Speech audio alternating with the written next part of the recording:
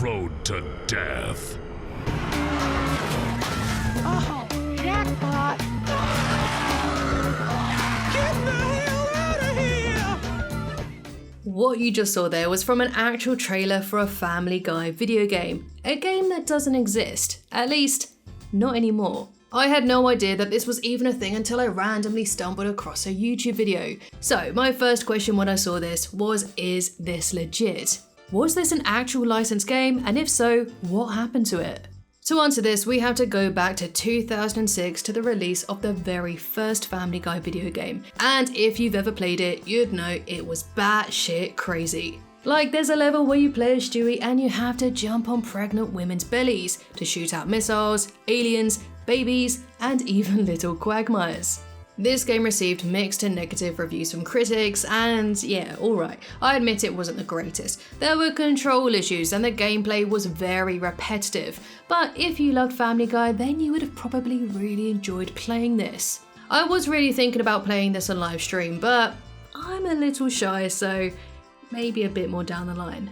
Which reminds me, I'm in a massive video game slump at the moment, so please give me some recommendations down below. I'm open to playing anything.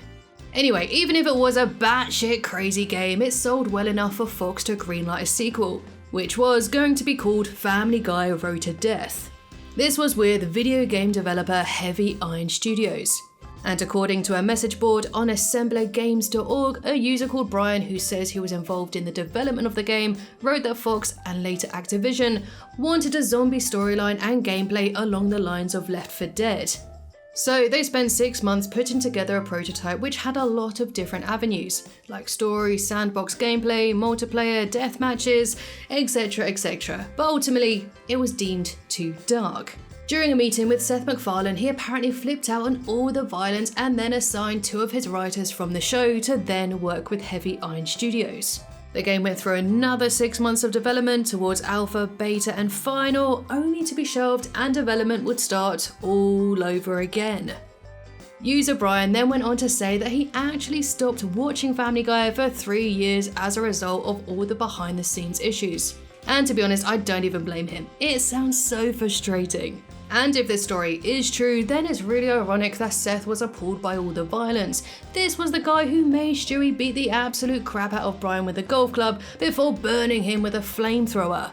This is also the guy who approved all those violent chicken fights, and the guy who probably greenlit so many other scenes of blood, violence, and gore on the show. I mean, Family Guy can get so violent that I regularly have to censor my videos when critiquing clips, because TV can cope with it, but apparently YouTube can't. Back to the game, however, and it was reworked and reworked until all zombie aspects were completely dropped. And the final result was Family Guy Back to the Multiverse, which was released in 2012.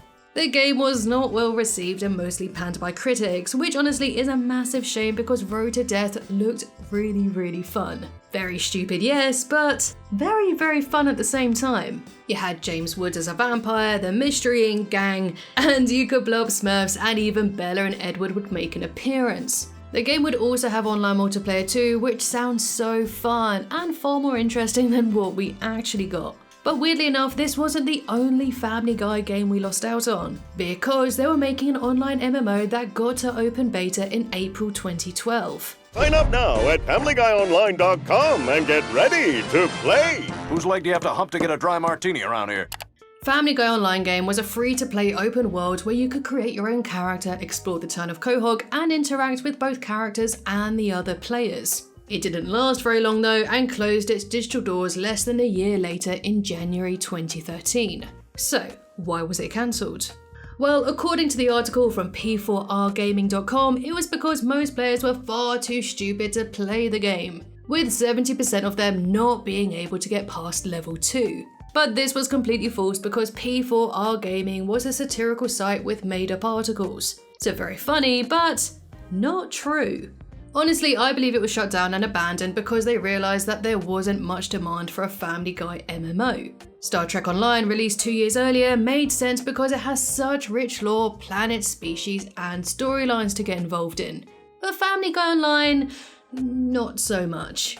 Also, this was around the same time of the release of Back to the Multiverse, which, as we said, wasn't very well received, and I assume didn't sell very well either. And reading some Reddit comments from people that actually played the game, common complaints were that it was very laggy and buggy, even with high-spec PCs. This was because it was an online browser MMO. Players wrote that they fell through the map and there were entire parts of the game that were just completely unfinished. But on the other side, there were also people who really loved it and still said it had the show's humour. And you know what, despite the fact that this was a browser game from over 10 years ago, it does look pretty decent. And the models and the cell shading does look really good.